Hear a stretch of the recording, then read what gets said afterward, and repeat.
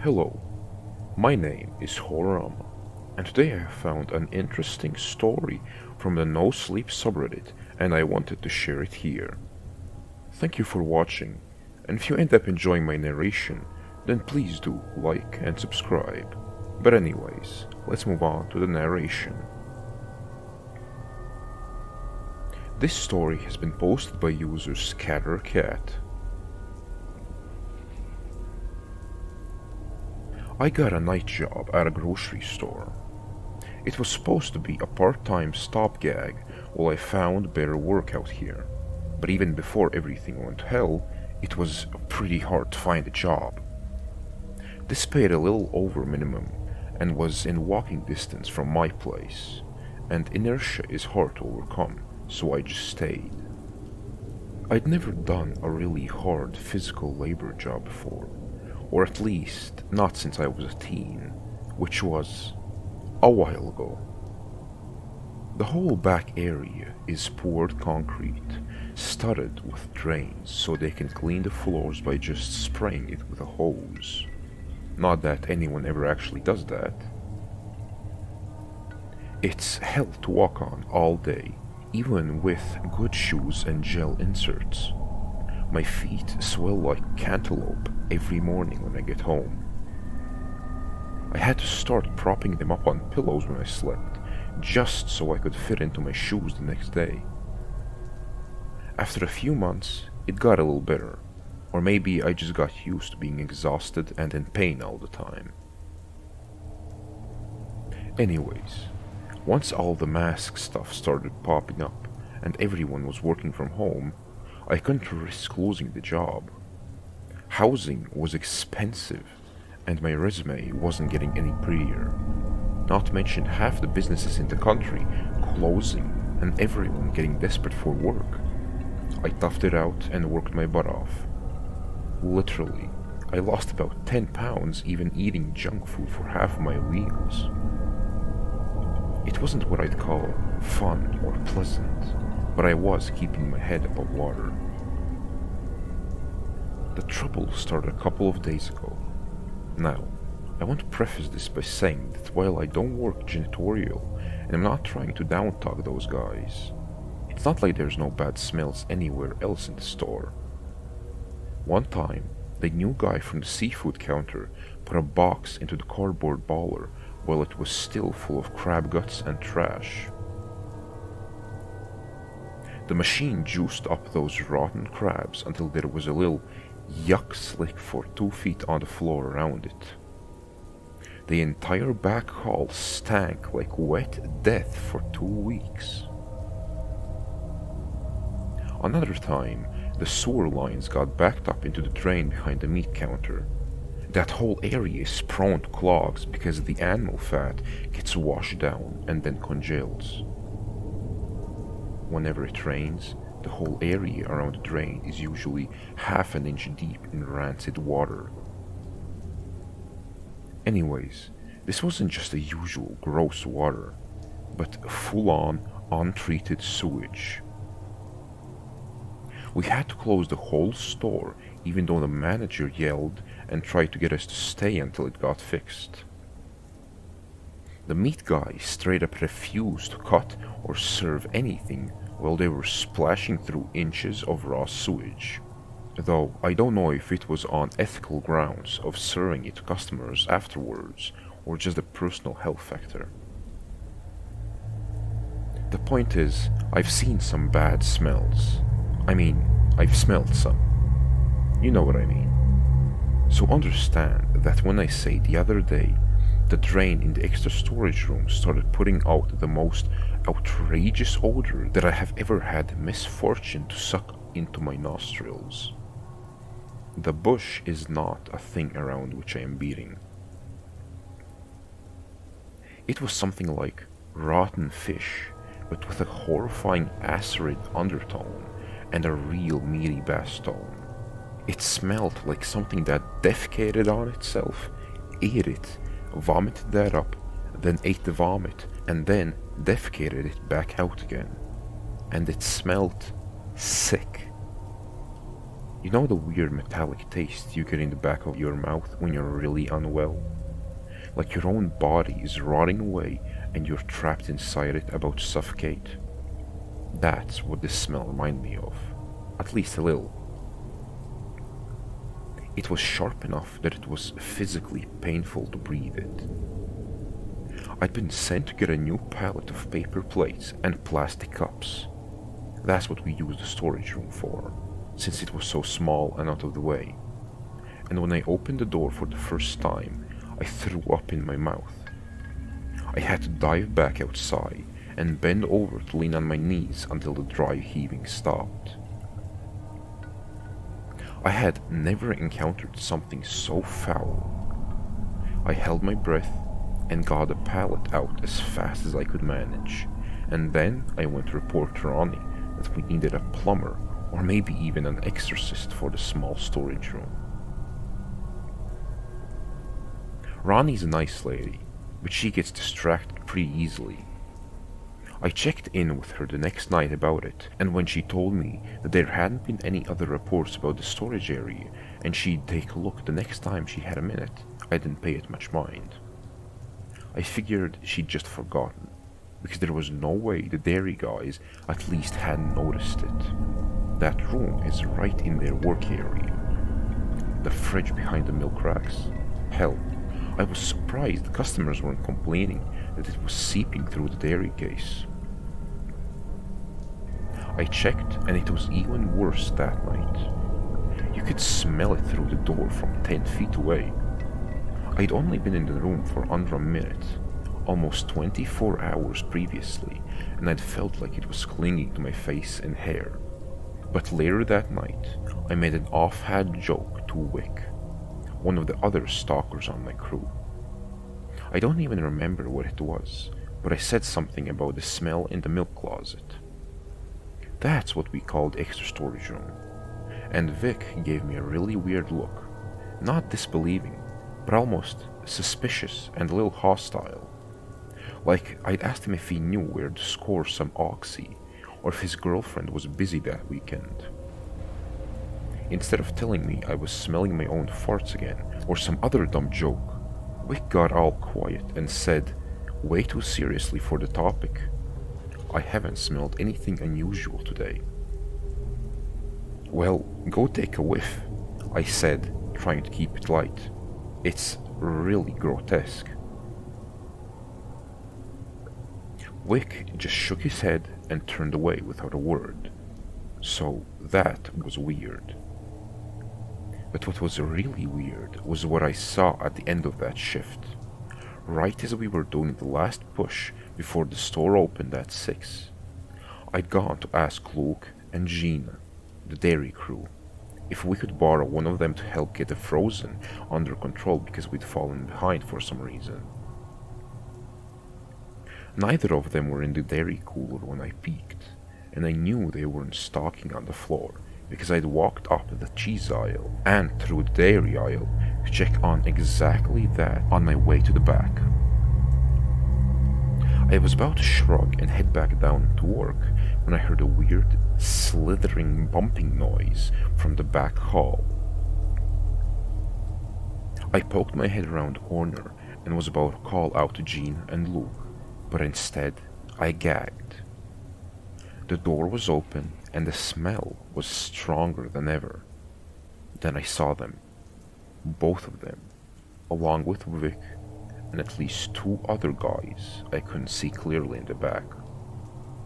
They were all standing around the drain in the center of the floor, staring at it, standing rigid like they were at attention, except for Luke, who was crouched beside the hole, his mask pulled down around his neck. That part wasn't too weird, because Luke is kind of an asshole and never wore masks right to start with, but I swear I saw him lifting his hands from the floor to his mouth and licking his fingers. I made a little involuntary noise when I saw that. I felt like I was watching someone bite lovingly into a turd. I know Gina and Vic both looked up and saw me staring. Luke had his eyes closed, and the two other guys had their backs to me, and honestly, could have been almost anyone in the store, especially since it was getting colder now, and everyone was working back line was bundled up because they just leave the doors to the loading docks open most of the night.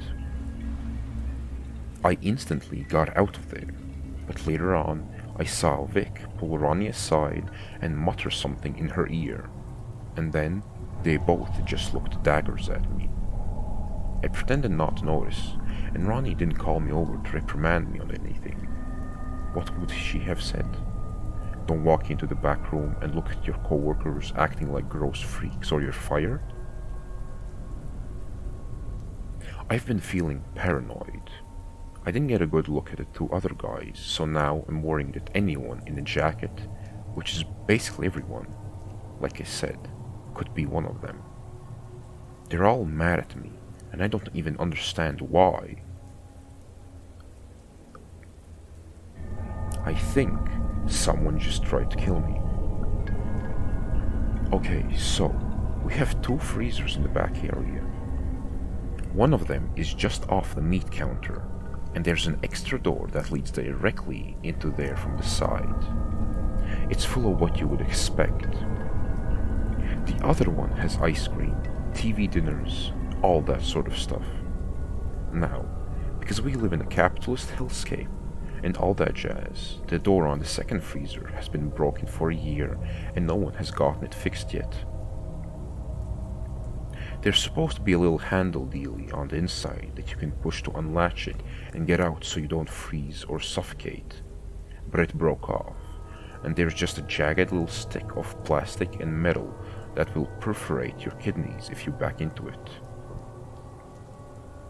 Everyone props the door open with the tote or the lifter they brought with them, and we all just kind of accept that we walk into an airtight frozen death vault several times a night. So, we've been short-handed in the frozen food section, and I was working there basically alone. I didn't want to go out to ask for help because of all the weird hostility yesterday, so I just tightened my knee pads and fortified.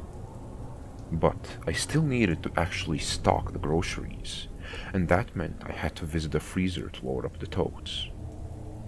Connie had just brought in a cinder block the other week to use at the doorstop, but I couldn't find it. I shoved the cart into place and went to grab the Banquet chicken pot pies, which were on sale because Janus over-ordered them by accident.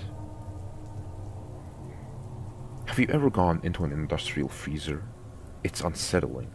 Cold, obviously, and dark, and dry enough to make you cough. When you walk in, the skin on your face tightens like you're being wrapped in cling film. It's almost refreshing in the summer, but at night, in the late autumn, when you're already chilly because the loading dock doors are open and the whole back area is a wind tunnel, I don't like to spend any more time in there than I have to. It makes my joints ache. I'd fill my tote with cheap frozen meat pies when I heard a scraping noise. I turned around and saw the door swinging shut. I tried to run, but the floor is coated in frost from the condensation that melts and freezes every time the door opens. I slipped and hit my elbow so hard my hand went numb. I got up, banged on the door, called out, "Hey, I'm working in here." I tried to keep it casual, as though it was an accident. Someone thought someone else had been careless and left the door propped open. There was no answer. The lights went out. They're automatic. They're supposed to go out a few seconds after the door is closed, but it still absolutely scared me. I stood there in the complete blackness, feeling my breath hot inside my mask.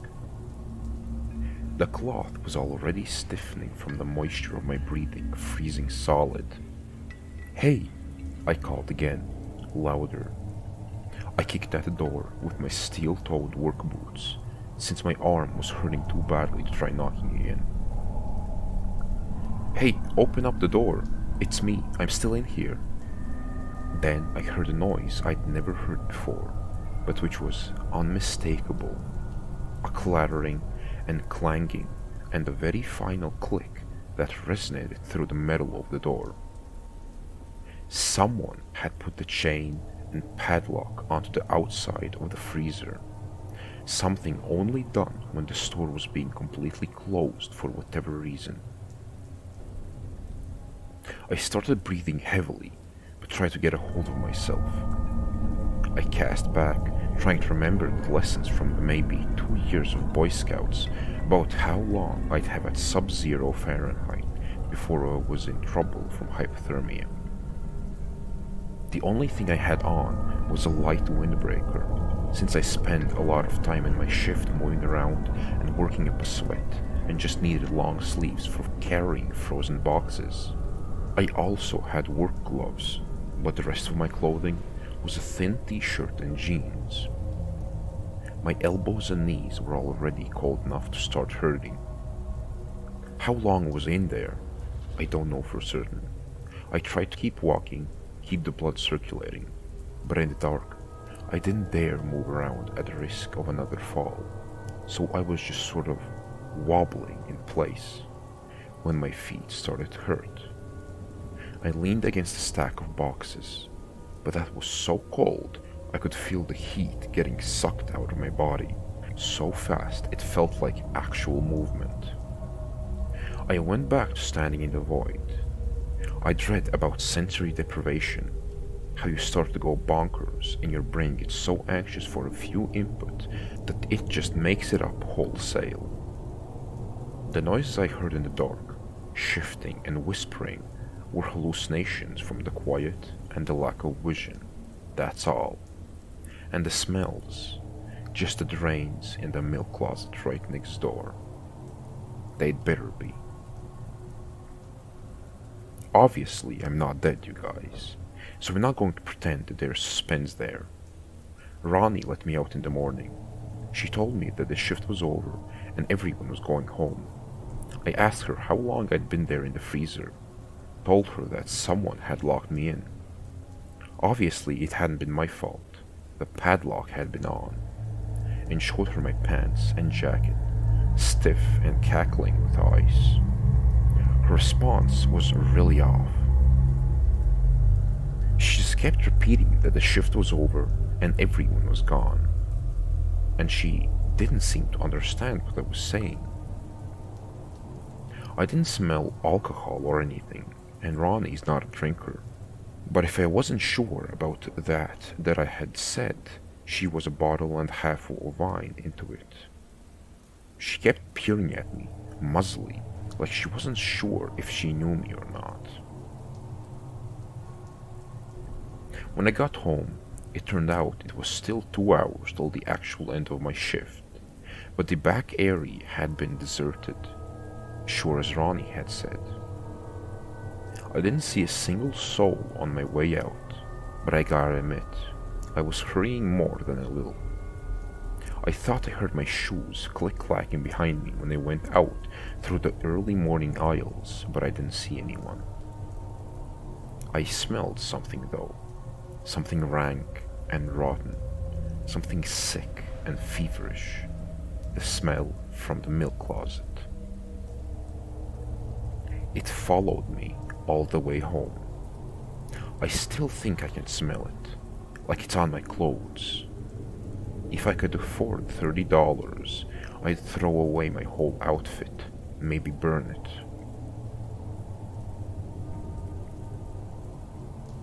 I'm in trouble. Not trouble at work. Well, yes, trouble at work, but not... Look, this is what happened. I was really spooked by the goddamn empty-ass store and Ronnie acting like a drugged-out freak. But I'm also not going to lose my stupid job for leaving before the end of my shift. If I could at least get Ronnie to sign something telling me to go home for whatever insane reason she sent the rest of the staff home, I'll be happy, and then she can be happy, and we can all be happy together. Or extremely far away from each other, rather. I got back round maybe 5 a.m., still a little before I was supposed to leave, and way before we usually actually finished the work. The front door was unlocked, which it shouldn't be. The worst thing that can possibly happen, according to corporate, is for a customer to learn that groceries aren't produced by magic elves and that real human beings have had to chop up the salads, sweep the floors, and make the boxes on the shelves look neat. The store was completely dark and a total wreck. All the pallets were still standing ready and transport wrapped at the air aisles. The produce section looked like the aftermath of a hungry fruit tornado. The frozen section doors had stood open so long that the ice cream was melting and running onto the floor. I kept hearing a sliding noise, like someone dragging a tarp along a tin roof, but whenever I looked around, there was no one there. It sounded like it was coming from underneath the floors. As I approached the rear of the store, I thought I saw a shadow moving behind the milk cartons. I called out, but no one answered. I pushed through the swinging doors and stopped, like I'd hit a wall. The stench was back, stronger than ever, a physical blow to my nostrils and tongue. It burned my nose. I coughed and suddenly vomited, breathed in and doubled over again. My eyes were stinging. My nose was running. I swear, I felt my hair burning. I was in some protests the last couple of years and got pepper spray on me. This smell was like that. What could be in the drain? Were we getting some kind of wackadoo terror attack at a grocery store? Had someone flushed a canister of bear spray? Except it didn't smell like chemicals. It smelled like disease, a hot and swollen blister, a throbbing tension under the skin in the throat. Then I heard voices, shouting, cheering, a rhythmic sound. I pulled off my windbreaker and wrapped it around my head, shirt ninja, like when I was a kid. With layers of cloth in place, I could almost breathe without gagging. I followed the voices to the milk closet. The whole crew was there, standing in a little ring around the doorway. They were yelling and hollering, saying the same phrase or syllables over and over, except I couldn't make out any words. It put me in mind of throat singing, or a discordant postmodern opera, a growling and guttural noise that zipped up and down the scale in what felt like random, except for the clear repetition. Wick was inside the closet, standing over the drain, the one with the smell. Except he wasn't standing. I thought at first he was dancing, maybe with a shouted chant as music. But no, he had one boot off, his pants torn and bloody to the knee. His foot, he was jamming his bare foot down, over and over onto the grating of the drain, which I could see now was splintered into sharp and jagged metal spears. He'd gotten it part way and then got it stuck, at which point he'd haul it manually out with his arms and try again. I could see the flesh of his foot lacerated, blood splattering in every direction. Bones were sticking out. He'd smashed his ankle, destroyed his whole lower leg almost. He screamed every time, but not at the pain of impact. No, he screamed when his foot stopped moving, when he got wedged and couldn't keep, squeezing himself into a hole thinner than his arm. There were black lines creeping up his exposed skin, infection following the veins of his body like sewage backing up a clogged pipe.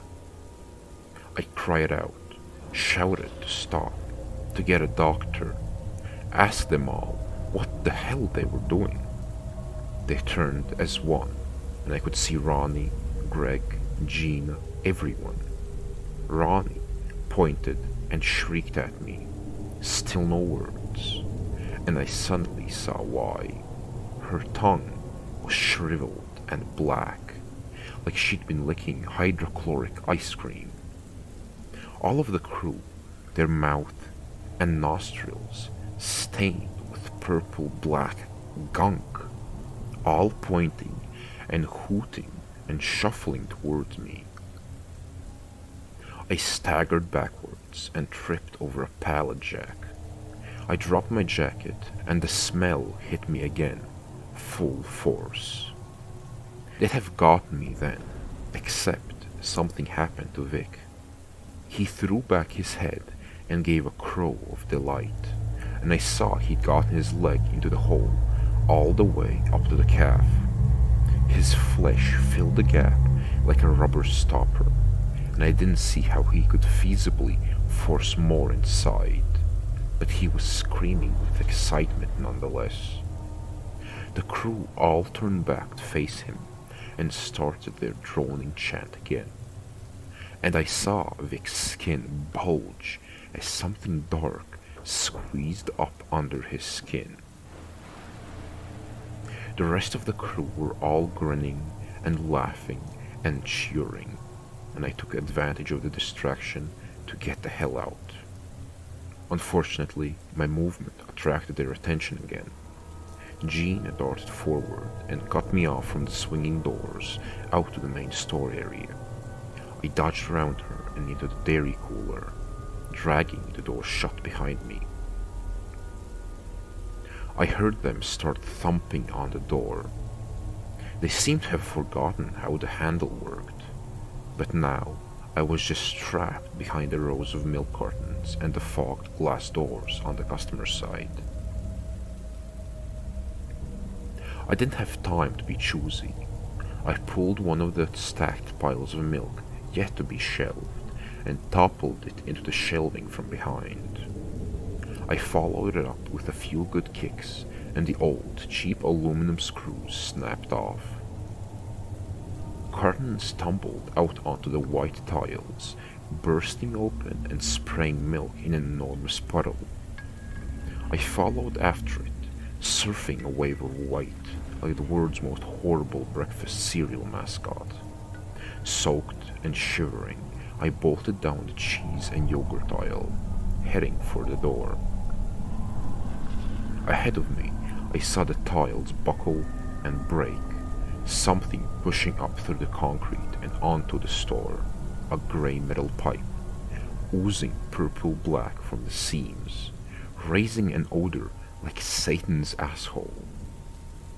I reversed direction, but found myself staring down a pair of my former co-workers, their arms bleeding from scratches where they'd been reaching into the awful drain, their eyes wild. I went cheeseward, up and over, packets of shredded mozzarella and Mexican blend tumbling, and then sprinted along the top of the case, knocking lawn chairs and cardboard boxes aside.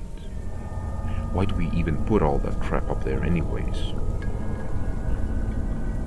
At the end of the aisle, I dropped onto a display of cranberry sauce cans, sledding down a hill made of little tin cylinders. I'm pretty sure I still have one wedged up my ass. Bruised, but still alive and free, I slammed against the front doors and scrabbled them open. Behind me, I heard footsteps, hoots, and most upsetting, a low, slithering hiss, like a wet string being pulled out of a straw. I didn't look back. The air was freezing on my wet skin. I made it to my car and peeled out. Let the cops pull me over. Let them go deal with whatever was in the drain and now was in the store. My car still reeks of milk. In a few days, that's going to get really bad. But I'm not so worried about little smells like that any longer. No, I'm worried about something else. When I got home, the first thing I did was head for the shower. I was filthy, and the awful smell clung to my hair, my hands. I washed and scrubbed until all I smelled was herbal essences. But when I was drying off, I heard a soft gurgle, and then a smell. Just a little at first, enough that I could have attributed to the dirty clothes in the other room, but I know better. I'm going to get back in my damn car and drive. But where and how far? Pipes run everywhere, and where they don't, they've built ditches, storm drains, heck, even caves maybe. Who knows how much of it there is, or how far it can get. I'm planning on heading for the southwest and the desert, and I'll be buying a lot of bottled water.